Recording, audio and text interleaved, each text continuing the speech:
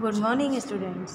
हम पढ़ रहे हैं अंतरा, जो हमारी व्याकरण की बुक है, और इसमें हम कर रहे हैं संधि। संधि में हम संधि किसे कहते हैं, संधि विच्छेद, संधि के प्रकार और स्वर संधि के नियम, उसके प्रकार आदि सब पढ़ चुके हैं। और व्यंजन संधि में हम 4 नियम कर चुके हैं। व्यंजन संधि में अगला नियम है 5वां, वो है अ और आ के बाद में यदि दूसरे शब्द का पहला वर्ण छ हो तो स्वर और छ के बीच में च आ जाता है। शब्द में कोई परिवर्तन नहीं होगा, पहले और दूसरे शब्द में बस जो पहले शब्द का आखिरी वर्ण और दूसरे शब्द का पहला वर्ण होगा उसके बीच में च आ जाएगा, जैसे प्र प्लस छन, प्रच्छन। अगला नियम है यदि पहला शब्द सम या पुम हो और दूसरे शब्द का पहला वर्ण क हो तो सम और पुम और दूसरे शब्द के बीच में सपेरा या श षटकोण आदि आ जाते हैं। यहाँ पर जो माँ है उसका लोप भी हो सकता है शब्द के अकॉर्डिंग, और उसको अनुस्वार में भी बदला जा सकता है। जैसे सम प्लस कार शब्द बनेगा संस्कार, पुम प्लस कर शब्द बनेगा पुष्कर। अगला नियम है सा के नियम। सा का भिन्न भिन्न व्यंजनों से मेल होने पर क्या क्या परिवर्तन होता है।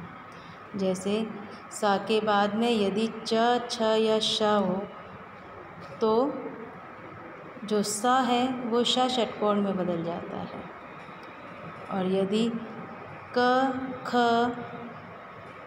अ, ट, ढ, प और श षटकोण हो तो जो सा है वो श षटकोण में बदल जाता है। बेटा ये वर्ण याद रखना कि कौन सा वर्ण आने पर स श में बदलता है, श शलगम में, और कौन से वर्ण आने पर श षटकोण में बदलता है। ठीक है, उदाहरण के रूप में हम देखते हैं हरीश, हरीश प्लस चंद्र, जो शब्द बनेगा हरीशचंद्र।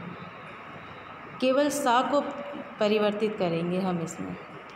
अगला नियम है सा के बाद में यदि स्वरों में से कोई भी स्वर आ रहा है तो जो सा है वो रा में बदल जाता है, और रा में मात्रा उसी की लगती है जिस स्वर से उसका मेल हो रहा है।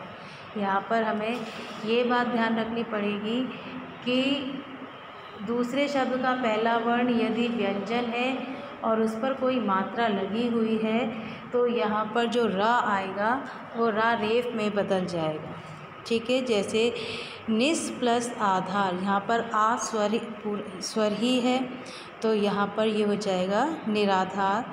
निस प्लस गुण, यहाँ पर ग पर उ की मात्रा लग रही है तो गुण को हम बदल कर जो रा है उसको रा रेफ में बदल देंगे तो शब्द हो जाएगा निर्गुण।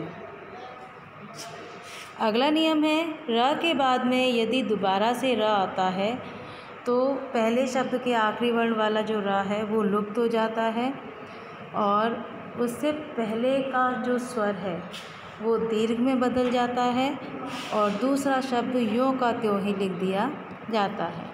जैसे उदाहरण में हम लेते हैं निर प्लस रोग शब्द हो जाएगा निरोग, निर प्लस रस और शब्द हो जाएगा नीरस।